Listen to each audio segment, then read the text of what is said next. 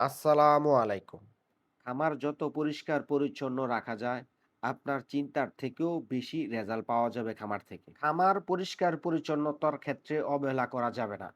খামার যত পরিষ্কার পরিচ্ছন্নতা রাখবেন, আপনার গরু অসুস্থ কম হবে, রোগবালাই কম হবে, অন্য যত আরোগ্যগত সমস্যা আছে তা থেকে রেহাই পাওয়া যাবে। যত পরিষ্কার পরিচ্ছন্ন রাখা যায়। গরুর স্বাস্থ্যের একটা ব্যাপার আছে, খাওয়া-দাওয়ার একটা ব্যাপার আছে, সুস্থতারও একটা ব্যাপার আছে। যত পরিষ্কার পরিচ্ছন্ন রাখা যায়, সুন্দর রাখা যায়, খামার যত পরিষ্কার হবে, গরুর স্বাস্থ্য ভালো থাকবে, খাওয়ার রুচিও ভালো থাকবে। আর একটু সুন্দর পরিপাটি থাকলে দেখতেও ভাল লাগে। আপনার খামার ভবিষ্যতের কথা চিন্তা করলে, খামারের উন্নতির কথা চিন্তা করলে, আপনার খামার পরিষ্কার পরিচ্ছন্ন করতে হবে। পরিষ্কার পরিচ্ছন্ন করা ছাড়া খামার উন্নতি করা কোনোদিনই সম্ভব না। পরিষ্কার পরিচ্ছন্নতার উপর খামার অনেক নির্ভর করে থাকে।